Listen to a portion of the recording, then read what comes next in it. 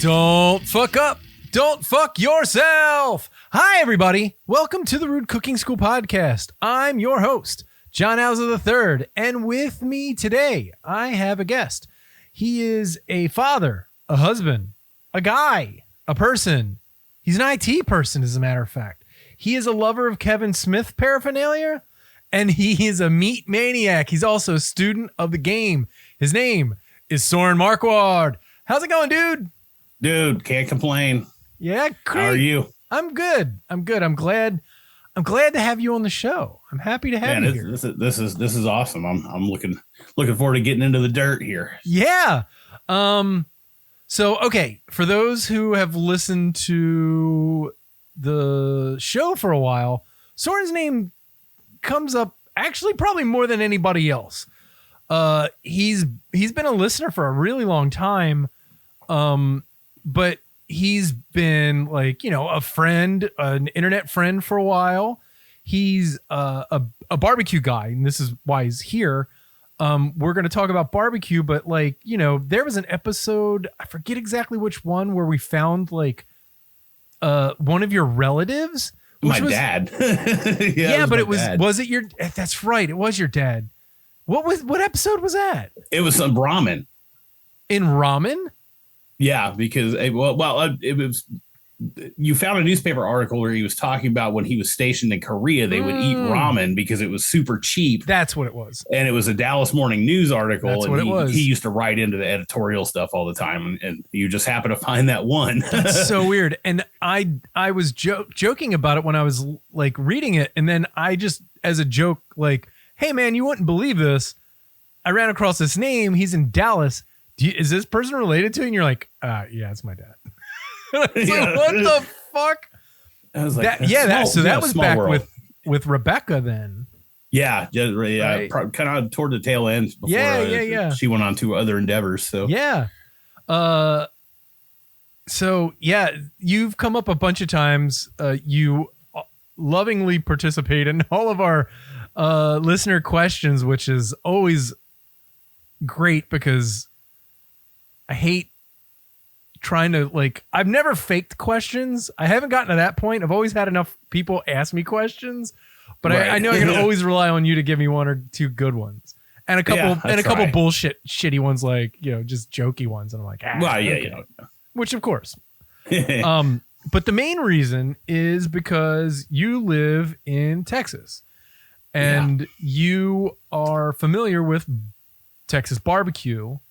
And that's what we're going to talk about. Now, this is going to be this is for the listeners. This is going to be a, general topic bullshit session. It's not, I've researched and read about Texas barbecue and shit and gone down the rabbit hole a bunch of times, but I'm not going to sit here and read a bunch of stuff. We're just going to talk about it. He knows better than I do. So, if there's anything I say and I'm absolutely wrong, just fucking tell me. All right. Well, I'm sure I'll probably be corrected a few times myself.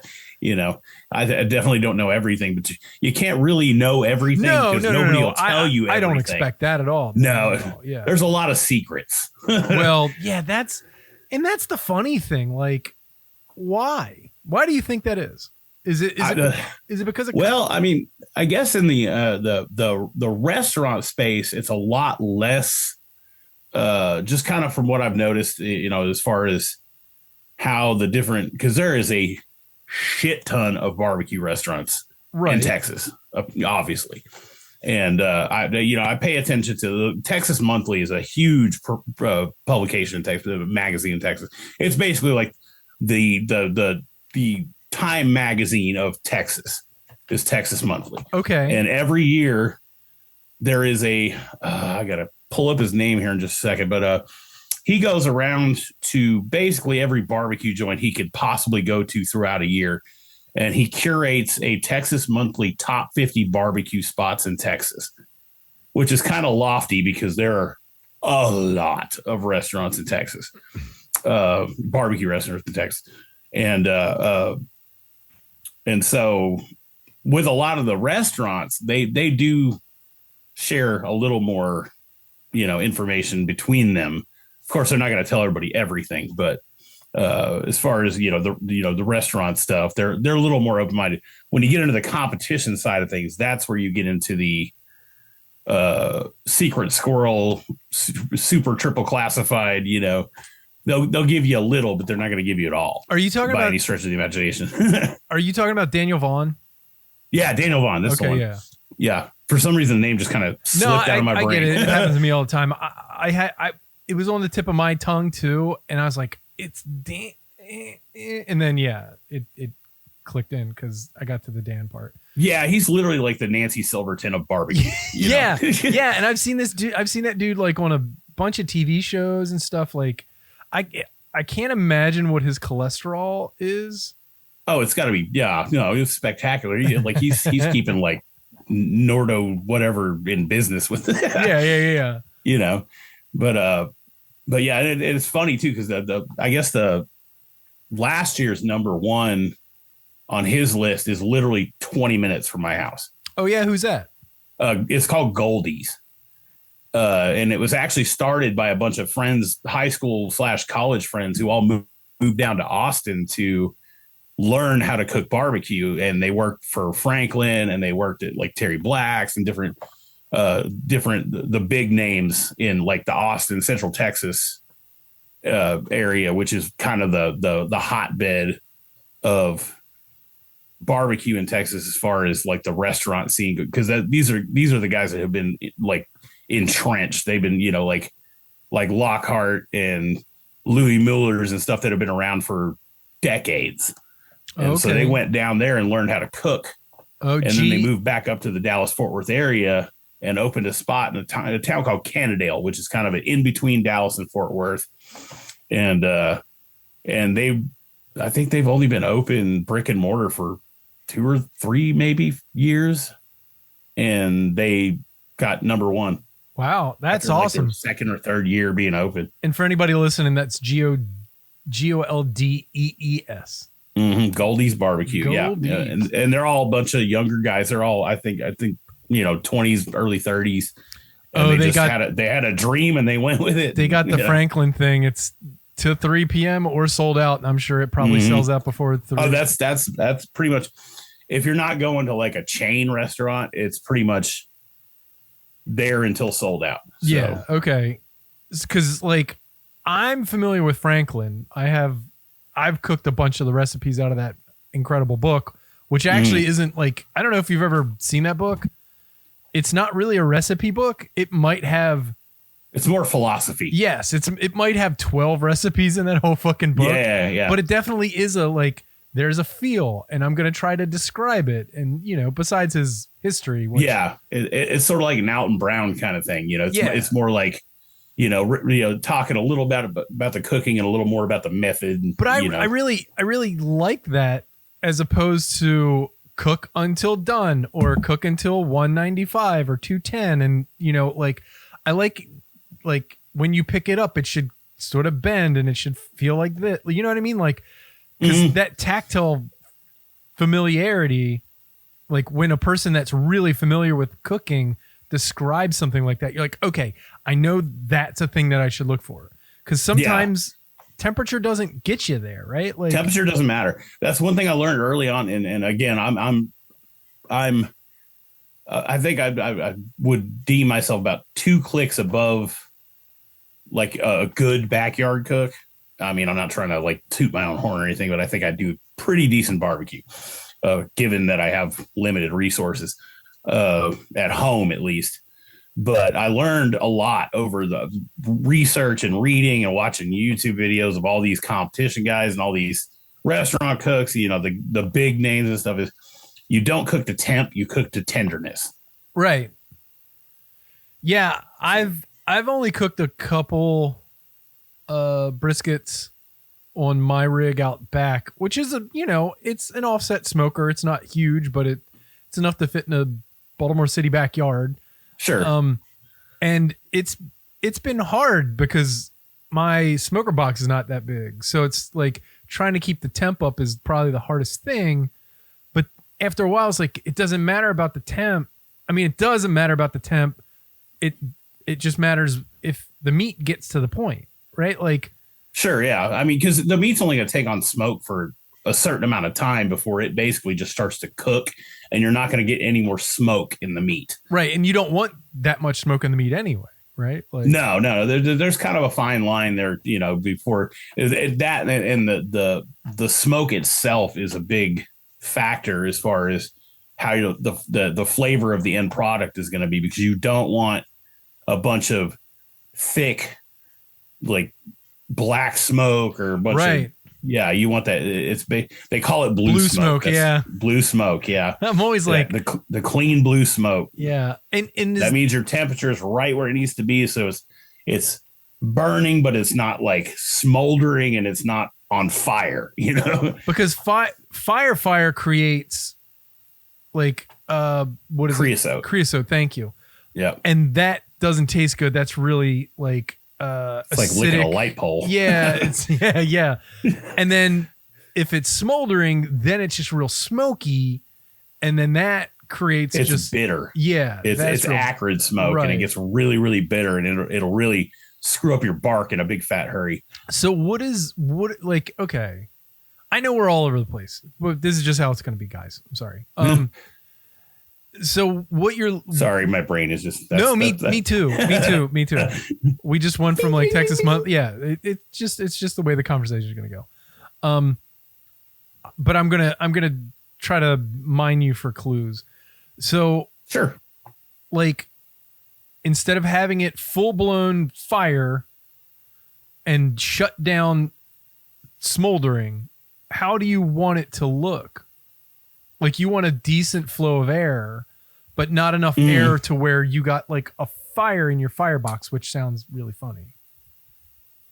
Well, I mean, if you're doing it by looking at your firebox and as far as just a visual cue, you're kind of looking for like, when you've had a campfire and it's getting down to where you've just got the good hot red coals and there's not a lot of smoke coming off of it, but it's still smoldering at a good rate. That's kind of where you want to stay.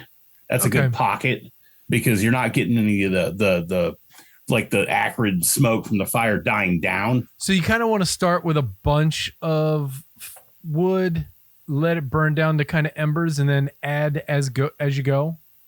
It really depends on what you're cooking on. Yeah, that's another big factor is what sort of. We're just talking about an offset smoker here. Because that's what normal people like. We're not having a water. So you just want like a good solid red coal bed that you just kind of feed a little as you go. Which is why some people have their own like cans that they just burn wood in to embers, and then they just shovel the embers just create coals. Yeah, right. Like a home offset smoker. I find that I've learned, because I used to try to do like quarter splits of wood, but basically, like a 18-inch log that's been cut into quarters, try to burn those in a fire, and you don't have enough oxygen in that firebox to sustain a full quarter split. So you want to use chunks. Gotcha. And because they'll light a little bit faster and they burn a little more clean, because they don't take as long to ignite. So you don't get that black, gross. That makes sense. Acrid smoke. Yeah, I made that mistake early on doing, I think it might have been ribs or something, where I tried to do like big pieces of like natural wood that I was like, well, I don't need chunks. I can just do the whole pieces as long as they fit in the box. And then, it was not great. Yeah. And another thing I've learned, especially with the smaller, because we're talking like, a firebox that's what, 18, 20 inches long. It's not big. And airflow is a huge thing, especially with those, because a lot of the manufactured ones you get, like, Lowe's or whatever, the baffle on the firebox does not give you enough air. So I'll leave that door popped open about an inch. Gotcha. Just to let it breathe, and leave the stack full open on the other end. I don't even know if mine has a door. It's a pretty high quality, like barbecue rig, like considering I got it at BJ's, but it's it's really so that's basically y'all's Costco, right? yeah, it's Costco.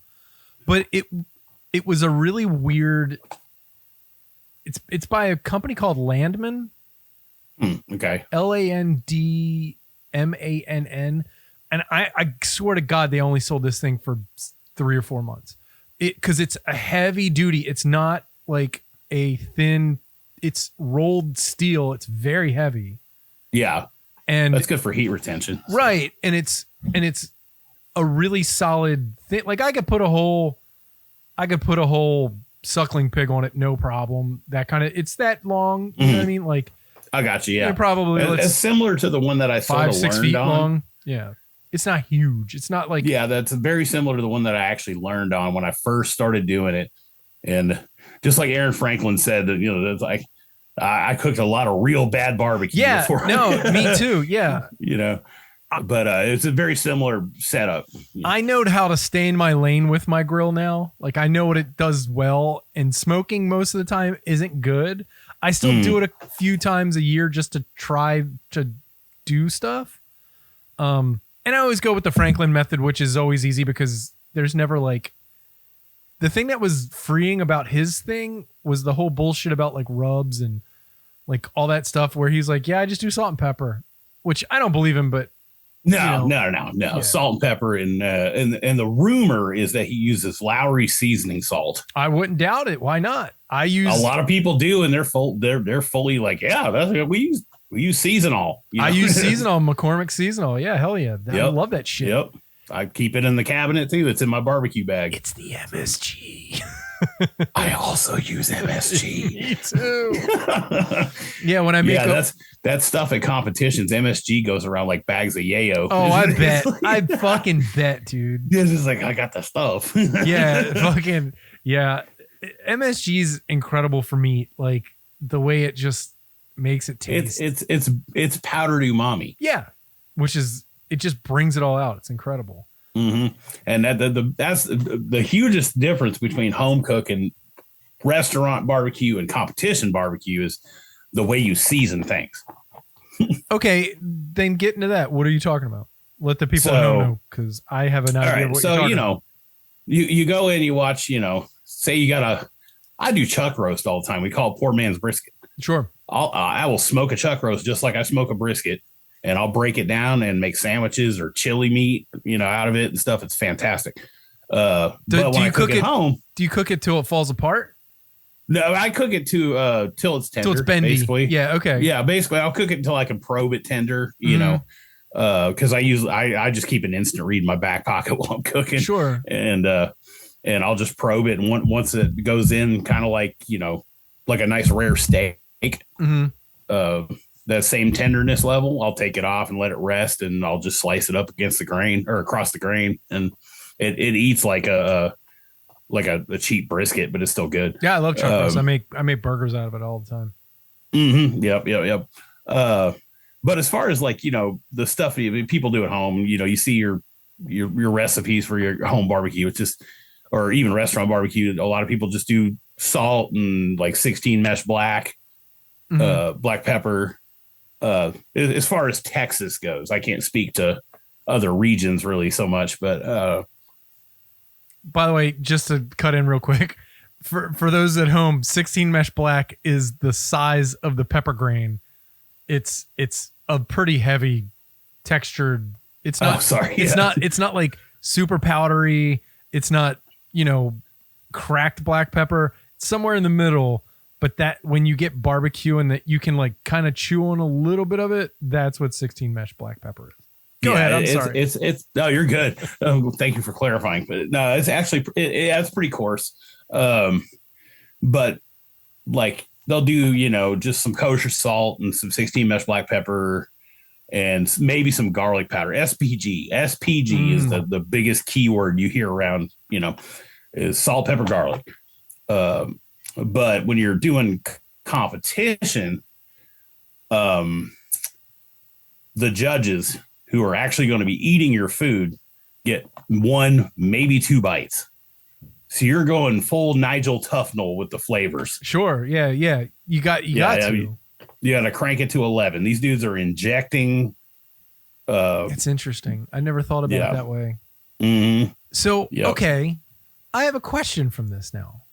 All right. Which I've never actually even thought about until, because what's the stupid barbecue TV show that I love? It's not on the Food Network. It's the one on like the Travel Channel or something like that.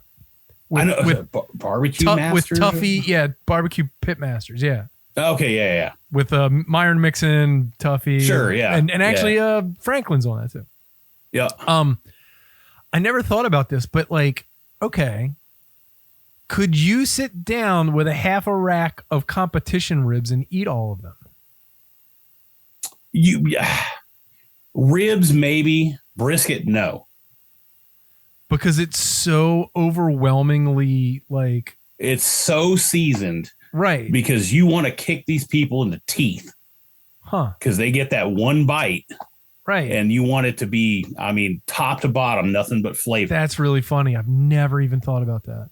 Yeah. And even with ribs too, there's like the methodology with ribs is wild. It varies so much between cooks. And everybody's got a different technique. But injections are huge. They inject everything. And they're literally buying like the cattle injectors from like Tractor Supply. I've seen they're like pumping those fucking things in. The funny thing is I always see them using really garbage cheap apple juice. Wouldn't you want to use good apple juice? Is it an enzymatic thing more than a flavor thing? A little bit, yeah. Apple juice isn't quite as prevalent now, as far as I know. It's a lot more of the. There's 1,000 different companies that make like dried injection mix powders. Oh, phosphates, yeah. They have phosphates. Some of them have phosphates. Some of them don't. It's all a preference thing. It's more just like from what I gather, it's more just like how much injection you do. Like there's a dude that I follow, and he does what he calls hot dogging ribs. Okay. Oh, because he's doing nitrates and shit too? No. It's actually more like he'll inject in between each bone of a rack of ribs until it pooches out, so it looks like you're a package of hot dogs. Gotcha. Yeah. Holy shit. I mean, I get it. He'll do a brisket with like probably 45 injection, puncture. He uses 2 or 3 cups of injection in a brisket. I mean, the meat takes it, right? And it blows up like a balloon, and then that becomes you want to talk about a Texas crutch. That's fucking like, that's a huge buffer, and it's a huge crutch, because at that point you're kind of almost braising itself. It's braising itself as it's being cooked. Does that make sense? Do you know what I'm saying? Sort of, like internally, yeah. Yeah. That it helps with the rendering, I think, too, because it kind of steams internally and helps break down that internal fat. Yeah, because there's not a lot of like liquid in meat. Like a lot of people are like, oh, it's all that blood, and it's not blood, it's fucking myoglobin. But like, the liquid inside of it, once it heats, that really makes a lot of sense too. Like to think about it in that term, like, oh, you just use it as it carries salt, it carries flavor, whatever you're putting in there, the phosphates and the fucking, powders and shit that you're mixing into it.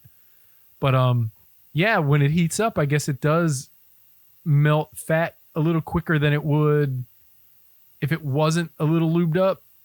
Does that make sense? Yeah. And the trim on a competition brisket is wild compared to like a home cook or like even a restaurant cook, as far as the way they prep those things. Are they making it super lean? Is that what you're saying?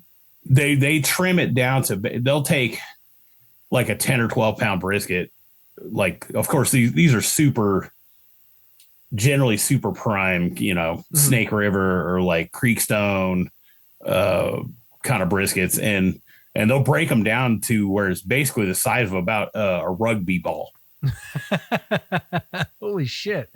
Yeah, because it's just that. They just want the point? that money, well, the point and maybe a little bit of the flat The money before muscle, you get into the real, yeah. And it's just that like perfect section in the middle. So, and a lot of them use, they call basically like a rack that you put the meat in. It's like almost like a basket. Yeah. Made out of mesh. Yeah, it's like a cradle. So, yeah, it's a cradle, so it keeps it stacked. Oh, to keep so the as shape. It cooks, it doesn't go flat. Gotcha. Because you want a nice tall slice to go in the box. Man, motherfuckers will do anything to fucking get that leg Dude, up, it's wild. Okay, it's so wild. Let's pull back a little bit. Okay. Let's go to young, naive Soren. When did you start getting into like barbecue? Probably in my early 20s. I sort of permanently borrowed a smoker from my ex-father-in-law and okay. and started messing around with that. And that was back when brisket was still reasonably affordable. And so I'd pick one up probably every 3 or 4 months and go huck it out there and pretend like I knew what I was doing. And a lot of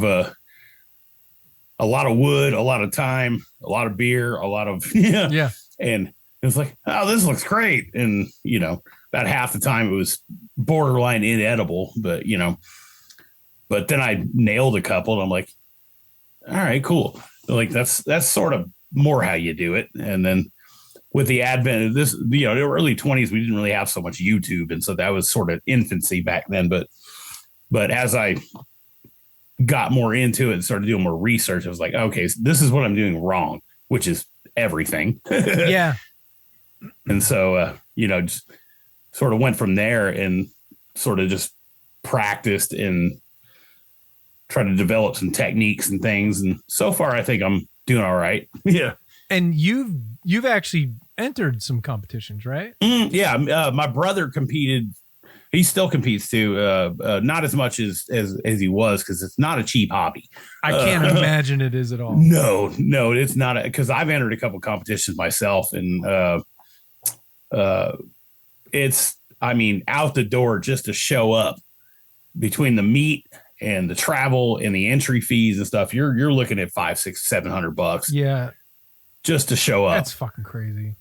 Yeah, and you might not do a damn thing in the competition, but it's fun. It's a lot of fun, right? And there's a lot of really great people, but it is not a cheap hobby. Can't imagine it is. Like, watching stuff on TV or on YouTube or whatever, and some of the rigs those people have, and some of the, the people that make money and they put the money back in, and some of them have these fucking insanely built, like they're like, this is my gravity feed water bong. And you're like, what the fuck? Like, yeah, that sounds like something I should be smoking weed out with and not fucking, meat. Yeah, meat.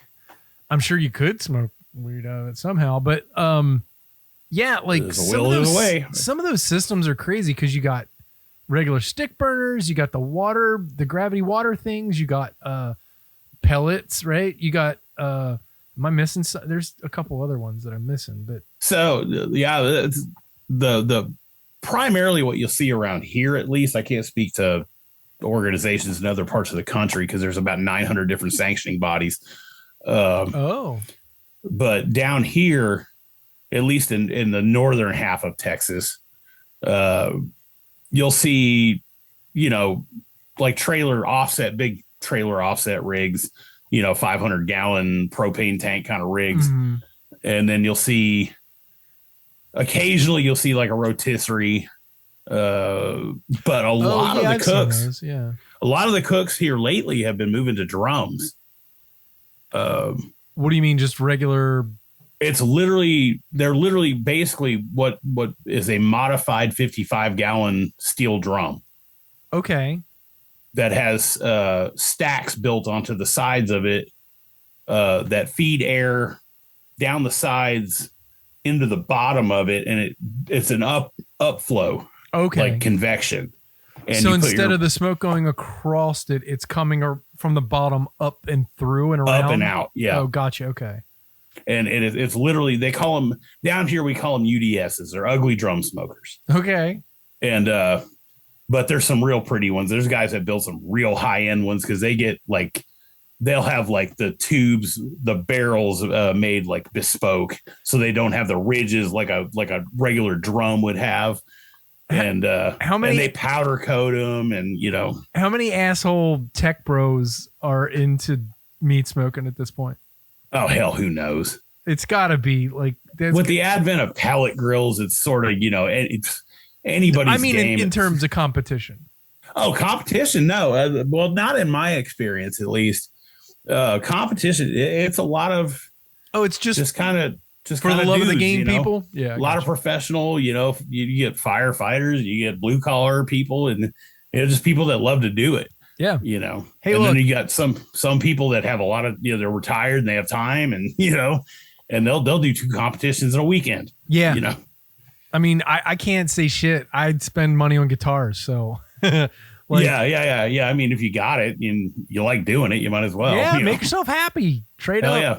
Do the thing that you love.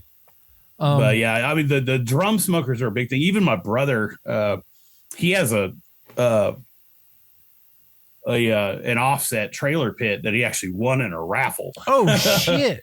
Yeah, and it's called the Mosh Pit. Nice. Because old metalheads. Yeah, of course, love it.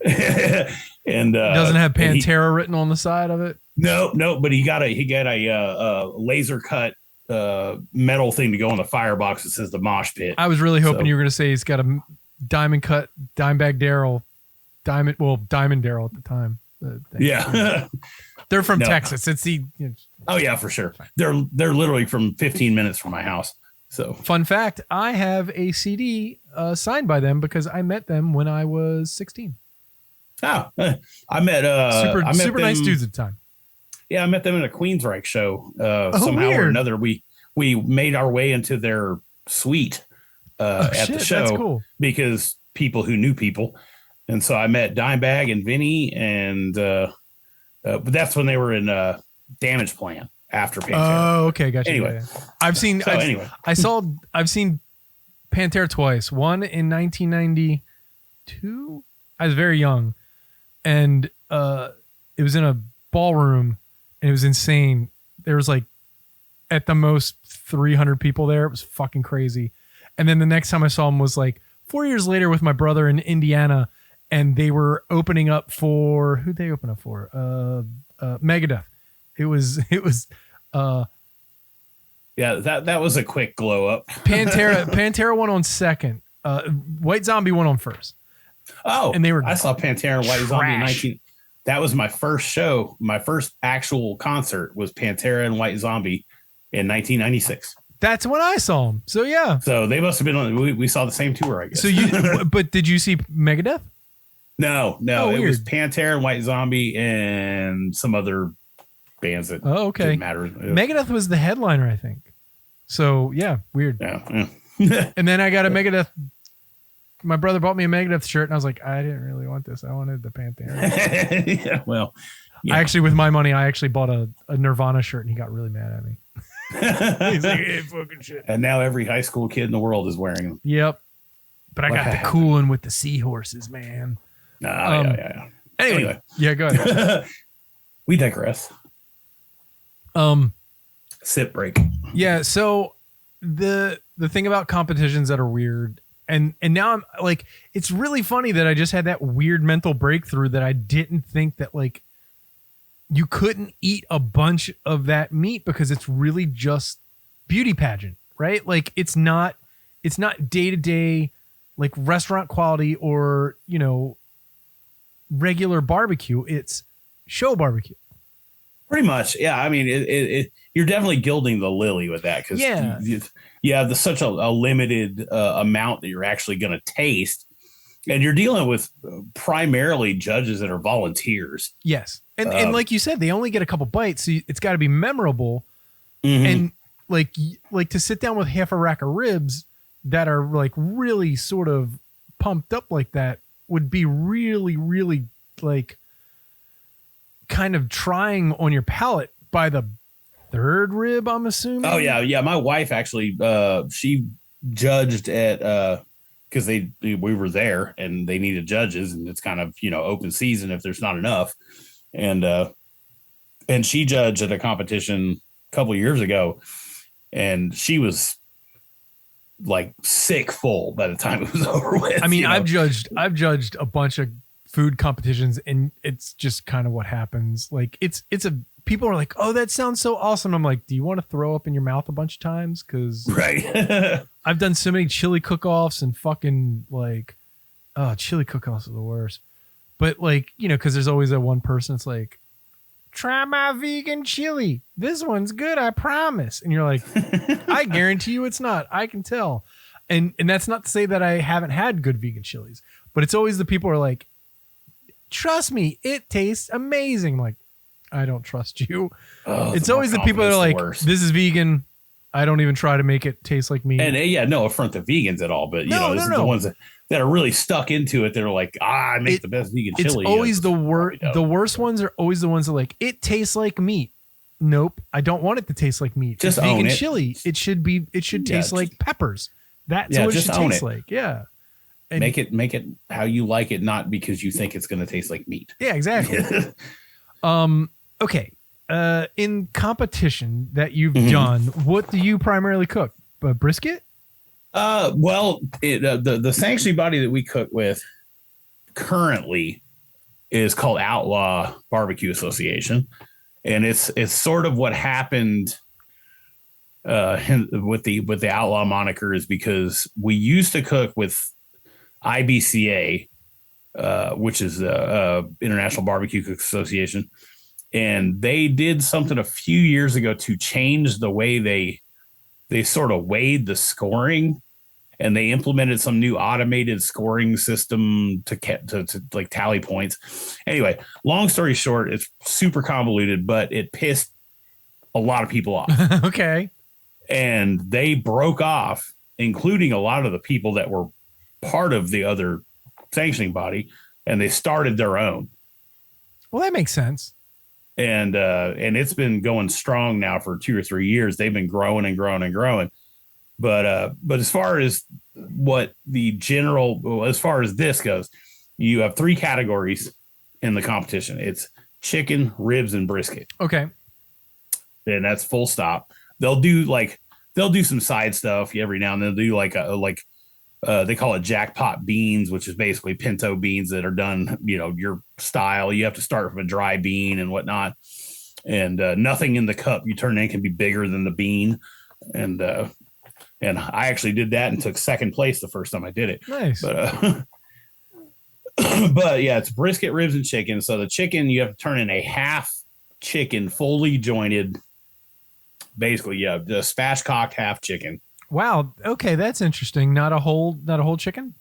Nope, just a half chicken. It used to be 2 halves. When it was IBCA, it was 2 halves. But they didn't see any reason because it's a waste of You're never food. going to eat the other half, right? Exactly. Yeah, one half is pretty and the other half is to eat. But they didn't see the logic in that, so they just said, just do a total half sense. chicken. Just give it to people. When they open the box, it looks all nice and pretty. Then everybody gets to taste. Right. And so we use the other half as like a tester. Sure.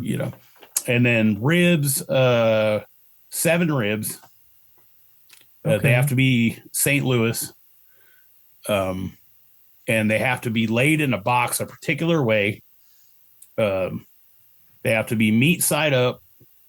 They have to be parallel to the hinge because it's just a styrofoam takeout box with like a piece of foil in the bottom. It's a lot of rules. Yeah, you have to make it look pretty. Like it's. Does it have to be on parsley? No, that's KCBS or Kansas City barbecue, like the Jack Daniels. Sure. That's where they do all that because they have like multiple Yours isn't categories. On a bed of. No, they just give you the hunk of like deli foil. Okay. And a styrofoam takeout box. Gotcha. Okay. So basically, the only thing you can't put in the box. I hate the fact that they use that much parsley and waste it.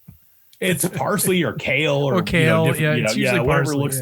Yeah, it's a lot of aesthetics with KCBS. So basically, it's nothing in the box but your protein. Okay. You can't dump a bunch of stuff on top of it or anything like that. It's I like you know, that. if your little sauce runs off, cool, but you can't add additional stuff to your box. And you want to make sure your box is spotless when you turn it in. Mm-hmm. Like no drips on the outside, no smears, no nothing. Everything needs to be like super tidy inside the box. So it's 7 ribs laid parallel to the hinge. It's like, you know, usually 4 on bottom, 3 on top, meat side up. And then brisket is 7 slices that are sort of like overlapping from back to front. Parallel to the hinge. Yeah, parallel to the hinge. And nothing can be hanging out or over. So a lot of the people, they block the slices so it fits in the box better. So they'll nip the ends off of it so it's square. So you basically want your box, you want to look like you took a rib or a piece of brisket and you put it on a copy machine. Yeah. Yeah. And you just hit 7. Yeah. And that's what goes in the box. Oh, that's really interesting. You know, mm-hmm. And they're looking for consistency. I got you. The consistency, yeah. And the slices try to stay around the thickness of a pencil, kind of, you know, as far as brisket goes. Oh, okay. Yeah, that was one of the things that's going to... It's all pretty uniform. So about a 1/4 inch. Yep. Okay. Kind of average. You get just same kind of slice you get at a restaurant, you know? Yeah. I like a thicker one sometimes. Whatever. All right. You got to stretch it, you know? Yeah. Okay, I got a couple quick questions outside of competition, all that stuff. Okay. All right. What is your favorite kind of barbecue meat? Texas I think barbecue. ribs, honestly. Ribs, really? Mm-hmm. Okay, hold on. Pork or beef? Pork, definitely. Really? Beef ribs they're so expensive. The beef ribs are so expensive. What do you like eating is what you know, honestly, I've only had like a bite of a beef rib because they're so flipping expensive. You go to a restaurant here, one beef rib is $40. What? Yeah. They're not even that expensive here, and you get like 3. Yeah, no, if you go to a barbecue joint here, but also a beef rib here at a restaurant, it's going to be like 2 pounds. Yeah, it's like a dinosaur bone. Yeah. It's bananas how big they are. But yeah, at a restaurant, they're 40 plus, you know, on a good day.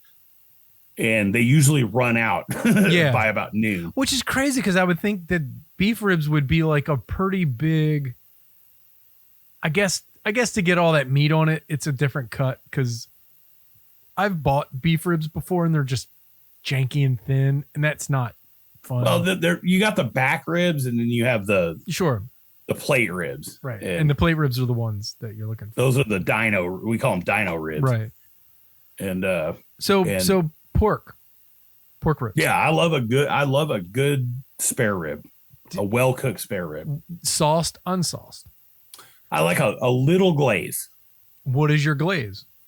It depends on my mood. I'll mix it up. Normally, if I'm just cooking for the family, I'll just keep it simple and just take some, good old Sweet Baby Ray's and doctor it up a little bit and just do a little brush just to finish it out.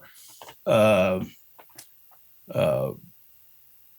not a big fan of dry ribs. I like that little bit of sweet, because I think dry ribs can get a little salty. Yeah. Depending on what rub you put on it or what seasoning you put on it. But I'll still eat them, but yeah. I always glaze. Well, no, I let people sauce themselves. I always make a barbecue sauce and then just put it in a squirt bottle and let them go to town with it. Because some people do. Yeah, no. If I'm cooking for a group, I'll kind of read the room. Yeah. It's like because I usually, if I'm cooking, I'm not going to cook one rack. Right? So no, of course. Yeah. I'm definitely gonna, put 2, maybe 3 on, and play around with a couple. Okay, here's the big question, I think, because I think this is more indicative because there's a lot more to choose from. What's your favorite barbecue side? Oh, good question. Because that there's just a rainbow of fucking stuff to pick from there. Oh, you're not wrong. Damn. I think I know mine. I think it changes. It depends on the protein. Okay. I agree. There's one protein there's one side that I go for every time, no matter what I'm cooking. So my general go-to, if I'm just doing barbecue anything, a good pan of like pit beans.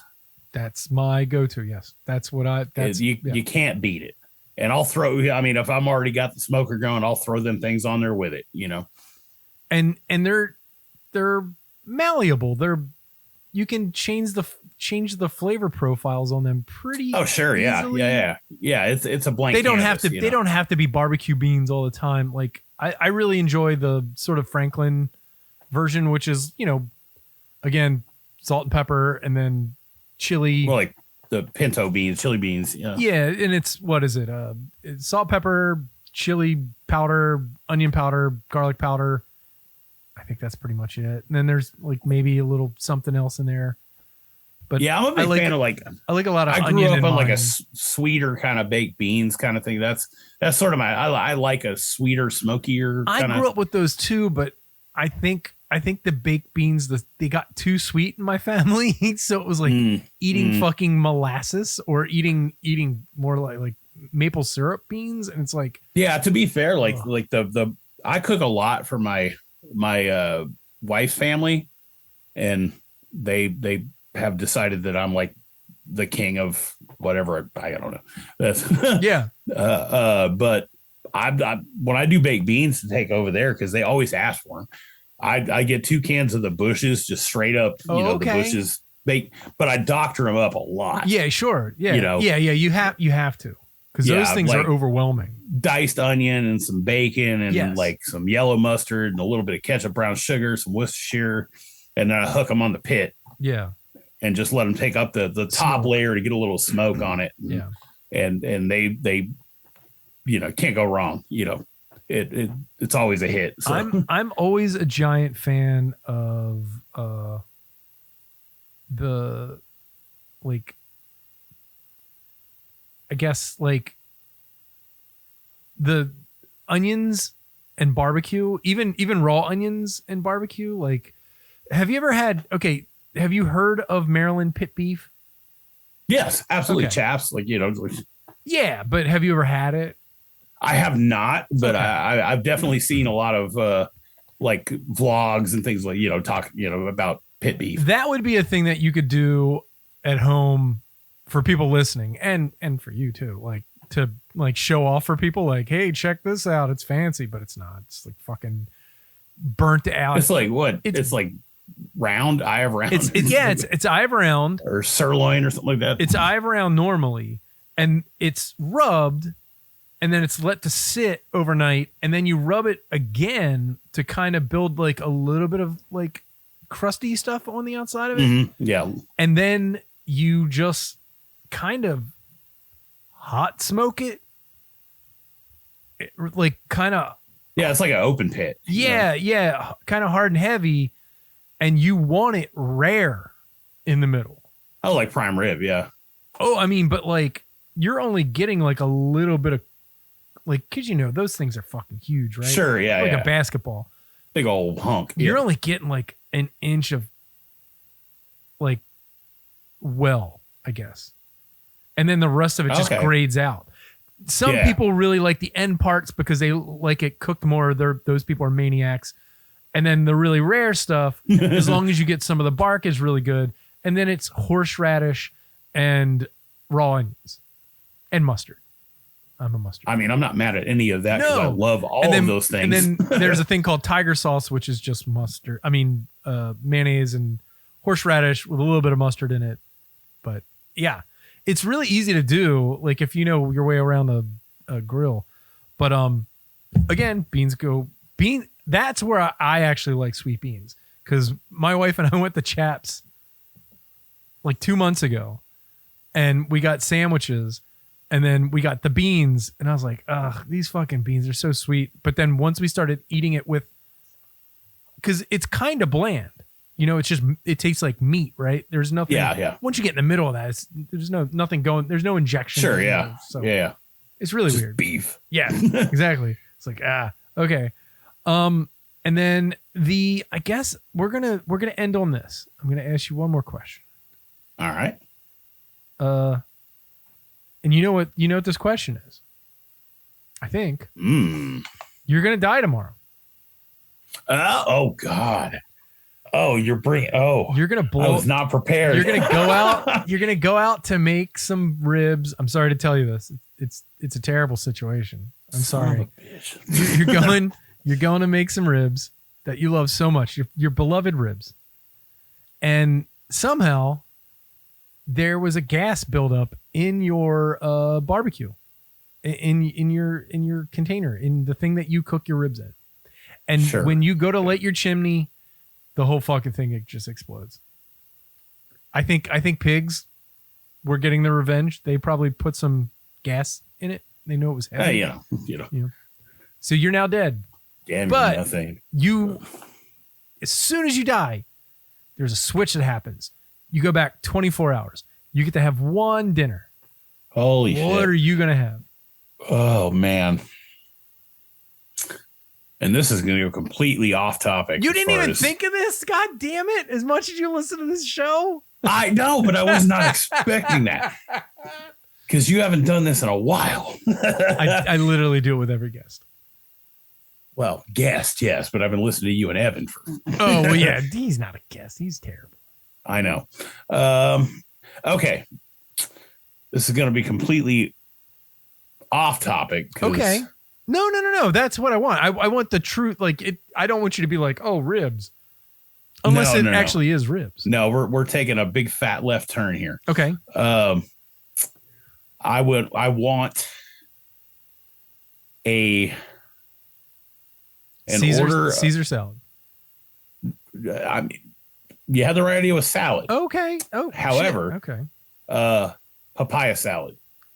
Oh, like a Thai papaya salad? Oh, shit. Okay. I didn't know anything about Thai food until I met my wife. Okay. And so now I've been on this Thai tangent lately. I had never had Thai food until my wife and I started dating. And she took me out for Thai, and I've been just wrecked ever since on Thai food. And so I want a big old thing of papaya salad, spicy. And I want a masaman curry and coconut rice. Oh, shit. Okay. And probably about, I don't know, 2 good pours of some really nice bourbon. Okay. Love it. What kind of bourbon you digging? Are you you a specific kind guy, or are you just like whatever? I mean, bucket list is Pappy, but okay. But I've over the years I've kind of learned that Pappy is kind of like not all that. But Pappy is better than most things I've drank. I've been lucky enough to have Pappy a couple times, and it doesn't live up to the price, but flavor wise, it lives up to the hype. Maybe just to settle that little inkling in the back of my brain all these years, like I have to try it. You could be like, once. Oh, it does taste good. Boom. So yeah. Oh, that's what it is. You bought a bottle of Pappy. You want to take a drink of it. It fell into your thing. Exploded, hit your chimney, and the whole thing just went up in flames with you. Pepsi commercial. So there you go. Yeah, man. No, I mean, honestly, I could die happy just with a belly full of Thai food and bourbon. That sounds awesome, actually. Thai food sounds really good. Because then I'd be dead, so I don't have to worry about the aftermath. Somebody else got to clean that up. It's fine. Yeah, that's not my problem anymore.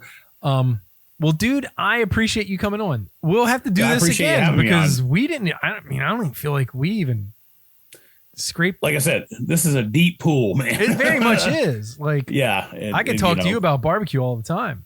I mean, I'd be more than happy to come back on whatever you want. Just let me know and I'll make it happen. All right, and dude, it's been so much fun, and I've been kind of this kind of made my day. I had a really shit day, and this definitely turned that around exponentially. Well, I appreciate it. It turned my day around too, because I was also having a shit day.